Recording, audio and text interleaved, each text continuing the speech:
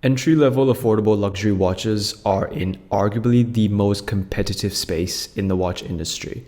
The options are virtually unlimited, and it's hard to go wrong with some of the staples around the $2,000 mark. And that's not even including the value from secondhand or used timepieces at this price range. But after spending some time with the new Longines Conquest 38, it's hard not to put this in the mix for one of the top options at this price point.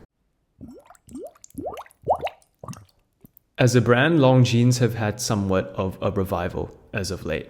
I swear only about 8 to 10 years ago, Longines, at least to me, was known as that quote-unquote department store brand that was always offering 50% or 75% off on their watches, huge clearance sales on rather uninspiring timepieces to say the least.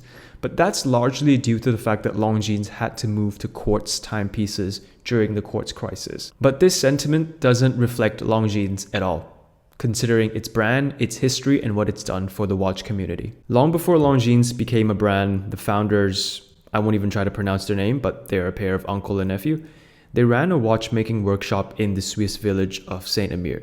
It took them almost 30 years to go from a watchmaking workshop in 1832 to founding the Longines factory in 1867. Not many brands in the world can say they began before Longines. The few that we still hear of today are Blancpain, Vacheron, Breguet, Girard-Perregaux, and Baume & Mercier. Longines come right after that. However, none of them can say that they were the first ever trademarked watch brand in history. Longines still holds that record for doing so in 1893. And since then, they've contributed their fair share of innovations to the watch industry, including creating the Longines Conquest, which happened in the late 50s. Longines was a successful brand, that is, until the quartz crisis forced most European brands to change their focus in order to survive. And survive they did. Ever since the release of their Spirit collection in 2020, it feels like they're going back to their roots of high-quality timepieces with their own design DNA. The Conquest 38 that was released mid-2024, that's the one on review for today. That's an indication of their winning intentions. The Conquest is an everyday watch through and through, an extremely well-finished one at that. And I'll say this now compared to its predecessor, the newer Conquest are finished at a much higher standard. It really has the feel of an everyday luxury watch, except at a portion of the luxury cost.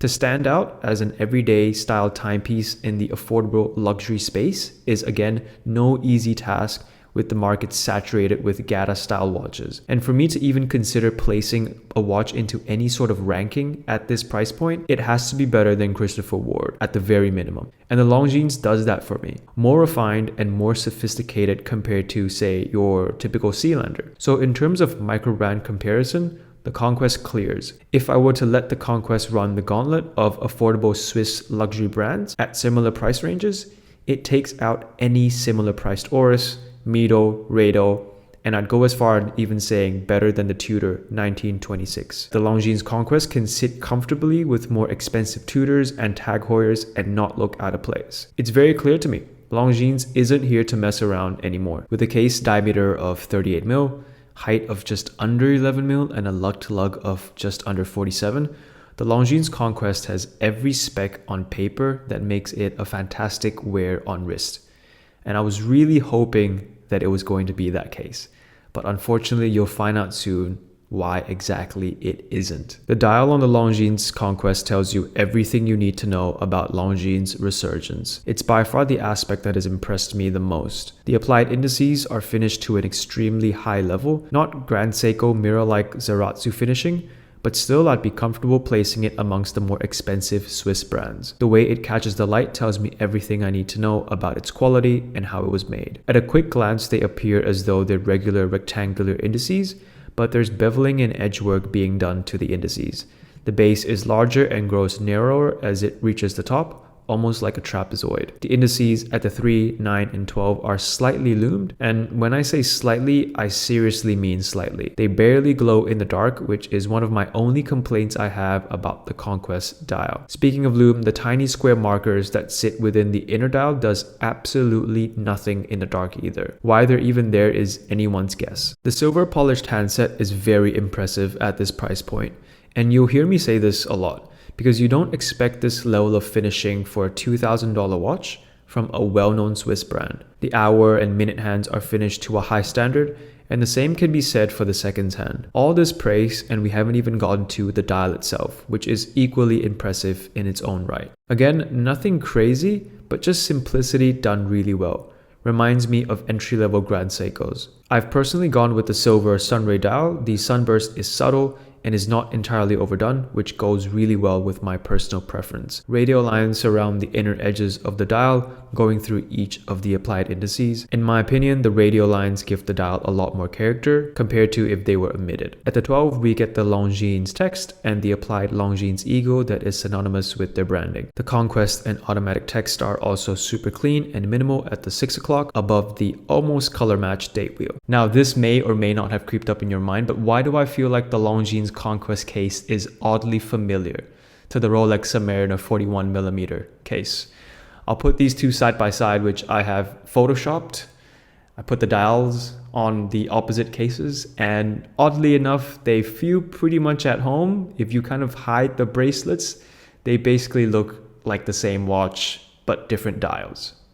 In contrast from the subtle dial, the case on the Conquest has quite a presence. The first thing you'll notice are the super beefy lugs, which unfortunately does make the watch wear larger than the listed 38mm diameter. Personally, I don't really know how to feel about the lugs. On one hand, visually, it gives the Conquest a rugged, everyday vibe, and in that manner works really well with the sleekness of the sunburst dial. But on the other hand, they're kind of in the way, and it's quite obvious that they're much thicker than the supposed proportions of a 38mm watch. The bezel also follows a similar wider than usual proportions, though I suppose it matches with the beefy intentions of the case.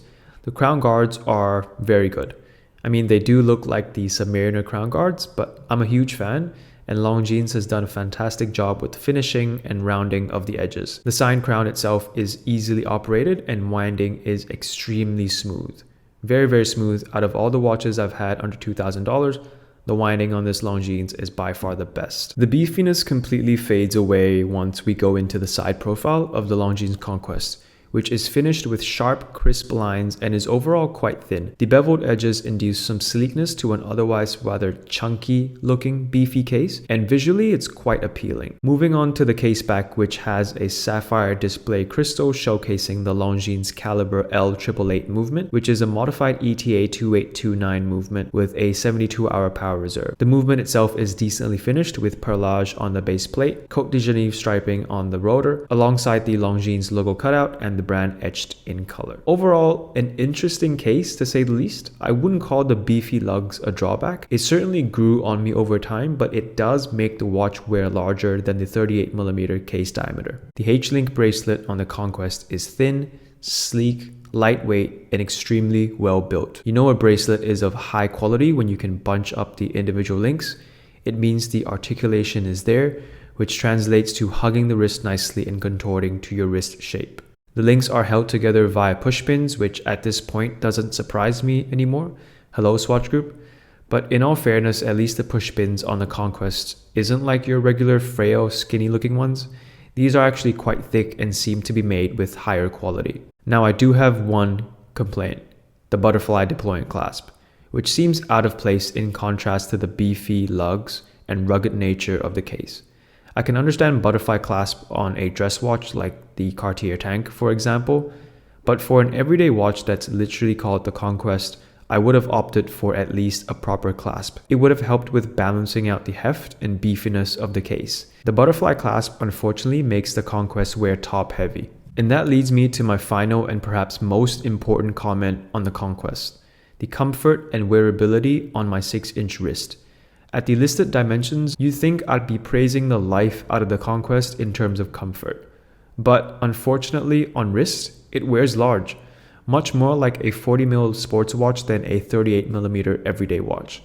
And it's largely down to the beefy Submariner style case. It makes the Conquest take up that much more real estate on the wrist, and visually it looks much bigger than the listed 38mm case diameter. And look, I've given the Conquest the benefit of the doubt, and I've spent a decent amount of time with it, and it does take the notion of making a video for the watch for me to actually pick it up and wear it more often. Otherwise, it's just a little too big for my liking. And for me to be motivated to wear it, it has to be a little more comfortable than what it is right now. It's definitely a bit of a shame because everything else about the Conquest is spot on, but I knew the beefy case was going to catch up to me eventually. The Longines Conquest is no doubt one of the better options at around the $2,000 price point in the current market. With the Longines Conquest, you're getting an everyday timepiece that has brand heritage that goes all the way back to the 1800s.